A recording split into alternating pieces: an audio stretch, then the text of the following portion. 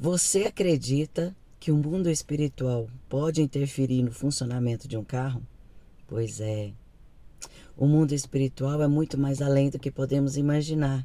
É como um espelho que reflete a tua imagem, tudo aquilo que apresenta a ele, tudo aquilo que está ao nosso redor, tudo aquilo que nós somos, tudo aquilo que nós falamos, como nós agimos. O mundo espiritual é como um espelho. Ele reflete imediatamente aquilo que é colocado à sua frente, tudo aquilo que é exposto a ele. E isso também acontece nas coisas materiais.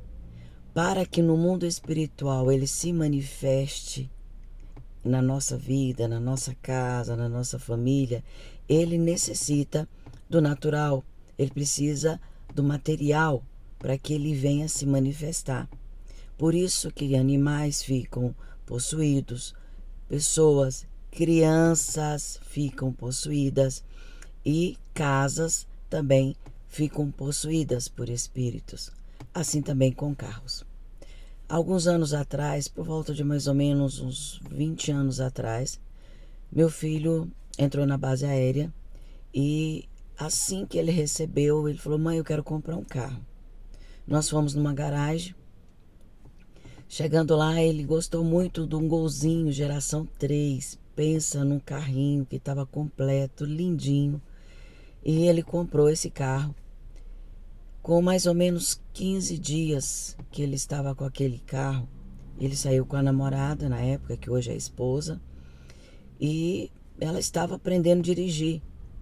E daquele determinado local, aonde sempre ele entregava o carro para ela, para dirigir, ela pegou, ela já estava acostumada a dirigir no carro do pai, no meu carro, então não era novidade para ela, para falar a primeira vez que ela pegou no carro.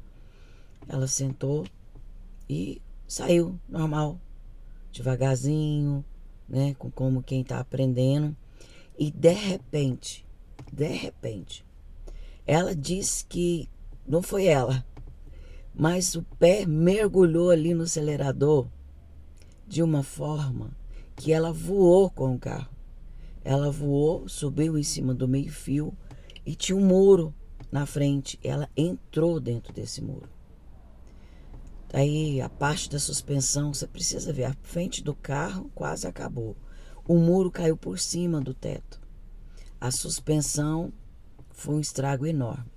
Pegamos esse carro, fui lá no local, era assim algo improvável aquilo acontecer daquela forma, porque ela estava, sabe, aquela coisa da põe a primeira, a segunda, está de segunda ali, de repente acontece tudo isso.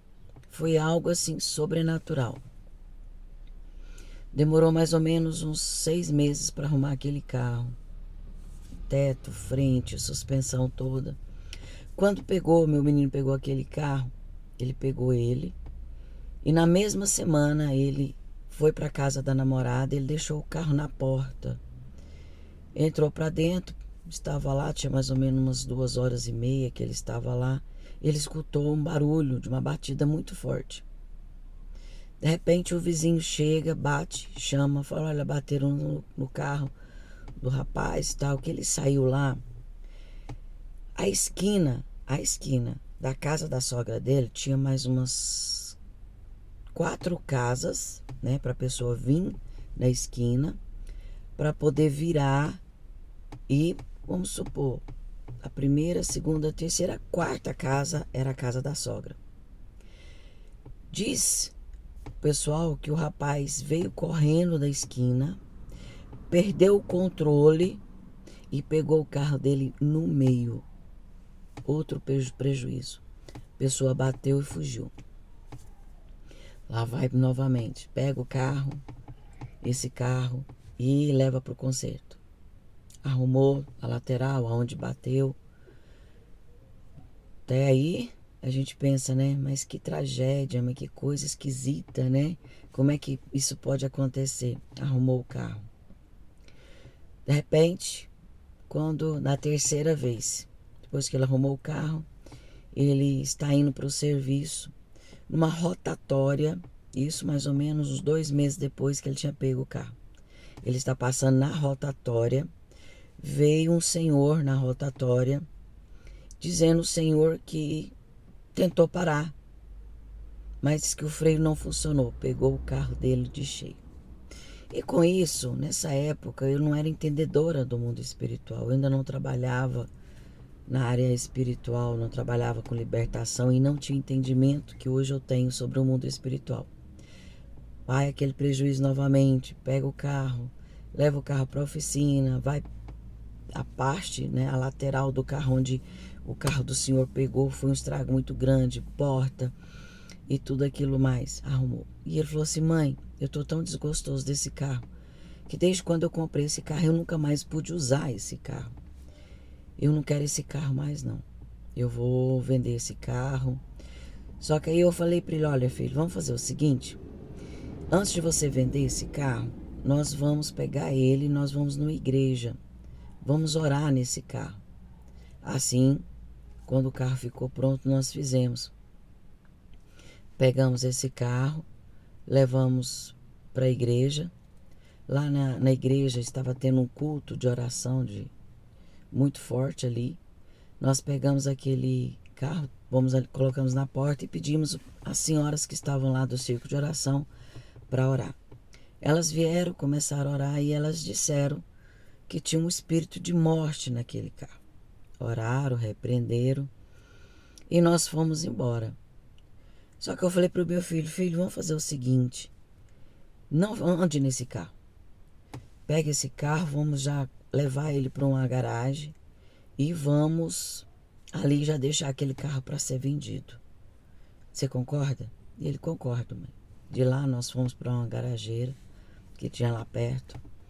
Nós deixamos esse carro lá e aquele carro de lá só saiu para venda. Passou mais ou menos quase uns 3 anos depois, eu estava na minha oficina e um rapaz estava sentado na porta. Eu cheguei, eu tinha levado um cliente. Quando eu cheguei, perguntei se ele já tinha sido atendido. Ele disse que sim. E ele falou para mim assim: o filho da senhora tinha um carro meu. Eu falei: sim mesmo? Qual que era o seu carro? Ele falou assim: um Golzinho geração 3. Aquele carro me deu muito problema. Aquele carro eu não consegui ficar com ele. Aquele carro eu comprei ele numa garagem. E aquele carro na minha mão, só na minha mão, aquele carro bateu 7 vezes. Aquele carro do tempo, do momento que eu comprei, até o momento que eu desfiz dele, foi 7 batidas. Isso porque eu não aguentava mais de tanto prejuízo, eu não conseguia usufruir do carro. E eu fiquei sabendo que o filho da senhora tinha comprado, porque assim que foi vendido lá na garagem que estava, logo depois eu fui lá e o rapaz me contou que era vocês que tinham comprado. E aí, o filho da senhora está com o carro? Eu disse: não. Na mão do meu filho, só na mão do meu filho. Foi 4 batidas. Ele não conseguiu usufruir do carro. E eu fui entender que aquele carro tinha um espírito de morte nele, um espírito de destruição. Naquele carro tinha um espírito de batidas, né? As batidas refletia o espírito de destruição, o espírito de prejuízo e o espírito de morte. Eu não sei quem comprou aquele carro depois. Nós não fomos lá na garagem porque nós deixamos, e assim quando vendeu só nos comunicou e passou o dinheiro. Mas aquele carro era um carro amaldiçoado, um carro que carrega, eu creio que até hoje carrega um espírito de morte, porque não foi feito o processo que realmente tinha que ser feito. Quando eu levei ele na igreja e foi feito ali a oração, foi repreendido aquele espírito de morte naquele momento. Mas aquele carro tinha uma legalidade, aquele carro tinha um direito a qual os espíritos ali habitavam e agiam através daquele carro. Então, sim, um carro, um veículo, uma moto, objetos, uma bicicleta, uma roupa, um calçado, algum objeto dentro da sua casa, ele tem direitos. E o inimigo, ele usa esses direitos que ele tem. Ele usa a legalidade que tem naquele objeto. E muitos carros estão amaldiçoados, muitos carros estão com influência de espíritos. O mundo espiritual está sendo ali manifestado através daquele carro e muitas vidas ceifadas, infelizmente. Mas aqui nós vamos aprendendo um pouquinho mais do mundo espiritual a cada dia, a cada momento. Você já passou por isso? Você tem ou já teve algum carro, moto, bicicleta? Sim, você já teve algo que você comprou e não conseguiu usufruir, não conseguiu, e você tem assim um sentimento e diz assim, tem algo errado. Eu comprei para usufruir, para o meu uso e eu nunca consegui.